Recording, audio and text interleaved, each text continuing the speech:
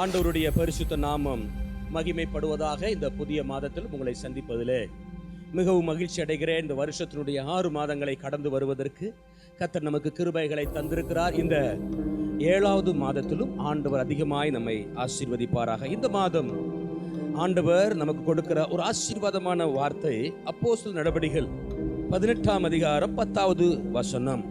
நான் உன்னுடனே இருக்கிறேன், உனக்கு தீங்கு செய்யும்படி ஒருவனும் உன்மேல் கை போடுவது இல்லை. அப்போஸ்தலனாகிய பவுல் பல இடங்களில் சென்று ஊழியங்களை நிறைவேற்றி கொண்டிருக்கும் பொழுது அவருக்கு ஏற்பட்டதான சில பிரச்சனைகள், சில பாடுகள், குறிப்பாய் அத்தனை பட்டணம், கொரிந்து பட்டணம், இத்தாலி பட்டணம் என்கிற இடங்களெல்லாம் ஊழியங்களை செய்யும் பொழுது அவருடைய பிரசங்கங்களை ஜனங்கள் கேட்கும் பொழுது ஒரு பக்கம் ரட்சிப்பும் விடுதலையும் ஆசீர்வாதமும் இருந்தாலும் இன்னொரு பக்கம் பவுலை சிறை அனுபவமும், பவுலுக்குண்டான நெருக்கடிகளும், பவுலை கொலை செய்ய தேடுவதும், இப்படிப்பட்ட வன்மங்கள் நிறைவேறுகிற நேரத்தில் தான் ஆண்டவருடைய வார்த்தை தரிசனமாக பவுலுக்கு கிடைத்து, பவுலே நீ பயப்படாத, நீ தைரியமா பேசு, மௌனமா இராதே, நீ தைரியமா பேசு, உன் வேலையை நீ செய். உன்னை நான் அழைத்திருப்பது பிரசங்கம் பண்ணுவதற்காக, உன்னை நான் அழைத்திருப்பதற்கு ஊழியங்களை நிறைவேற்றுவதற்காக. அதை நீ சரியா செய், ஒருவனும் உன்மேல் கை போடுவது இல்லை. அருமையான கர்த்தருடைய பிள்ளைகளே, உங்க மேல ஒருவரும் கை போடுவது இல்லை. இந்த மாதத்துல ஆண்டவர் கொடுக்கிற ஒரு அற்புதமான வார்த்தை என்ன அப்படின்னா, கர்த்தருடைய பிள்ளைகள் மேல யாரும் கை போடுவது இல்லை. அபிஷேகம் பண்ணப்பட்ட தேவ மனிதர்கள் மேல, என் மேல ஒரு அபிஷேகம் இருக்கு அப்படின்னா உங்க மேல யார் கை போட முடியாது. தாவீது இப்படி சொல்லுகிறான். சவுல் தன்னுடைய கையில் அகப்பட்ட நேரத்தில் கூட தாவீது இப்படி சொல்லுகிறான், அபிஷேகம் பண்ணப்பட்டவன் மேல என் கையை நான் எப்படி போட முடியும்? அபிஷேகம் உங்க மேல இருந்ததுன்னா இன்னொரு அபிஷேகம் பண்ணப்பட்டவனை கை போட முடியாது என்றால் உலகம் உங்க மேல கை போட முடியுமா? பிசாசு உங்க மேல கை போட முடியுமா? யோபு 1ஆம் அதிகாரத்தில் பார்க்கிறோம், தேவதூதர்கள் வந்து நின்ற இடத்தில் சாத்தானும் வந்து நின்றான். ஆண்டவர் அவனை பார்த்து கேட்கிறார், எங்கிருந்து வருகிறாய்? நான் எல்லா பக்கமும் சுத்தி உலாவு வருகிறேன். என் தாசனாகிய யோபின் மேல் நீ கவனம் வைத்தாயோ? சாத்தான் சொல்லுகிறான், அவன் மேல நான் எப்படி கவனம் வைக்க முடியும்? அவனையும் அவன் குடும்பத்தையும் அவனுக்கு உண்டான எல்லாவற்றையும் சுற்றிலும் நீர் வேலி அடைக்கவில்லையோ என்று சாத்தான் கேட்கிறான். அப்படியே சொல்லுகிறான், அவனுடைய வேலையை கொஞ்சம் எடுத்து பாரும், அவன் உம்ம கூட இருக்க மாட்டான், ஓடிடுவான் என்று சொன்ன பொழுது ஆண்டவர் சாத்தான் இடத்தில் ஒரு சவாலுக்கு தயாரான பொழுது, நீ அவனுக்கு உண்டான எல்லாவற்று மேல கை வைக்கலாம்.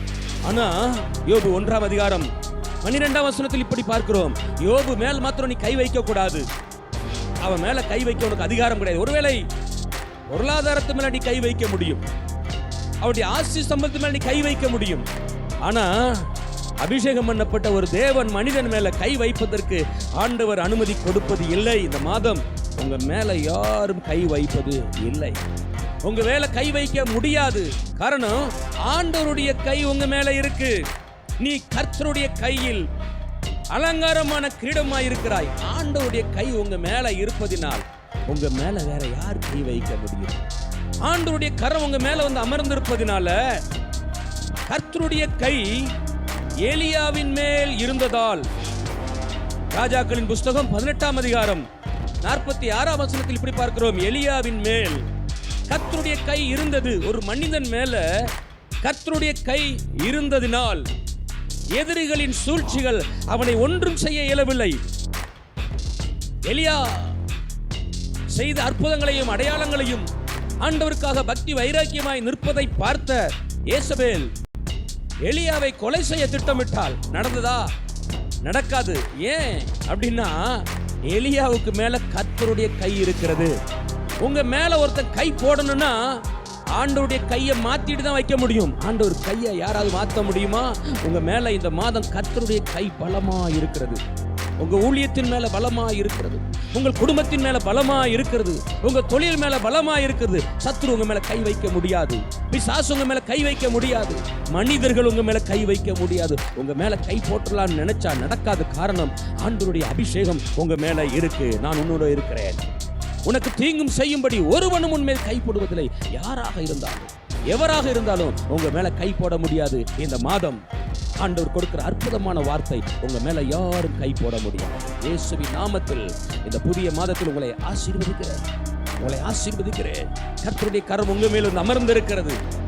எசேக்கியாவின் மேல் ஆண்டவருடைய கரம் வந்து அமர்ந்திருந்ததை பார்க்கிறோம். உங்க மேலையும் ஆண்டவருடைய கரம் இருப்பதனால் சத்ரு உங்க மேல கை போட முடியாது, இயலாது. நிச்சயமா இந்த மாதம் உங்களுக்கு ஆசீர்வாதமா இருக்கும். கர்த்தர் உங்களை ஆசீர்வதிப்பாராக. ஆமென். ஆமென். Praise the Lord.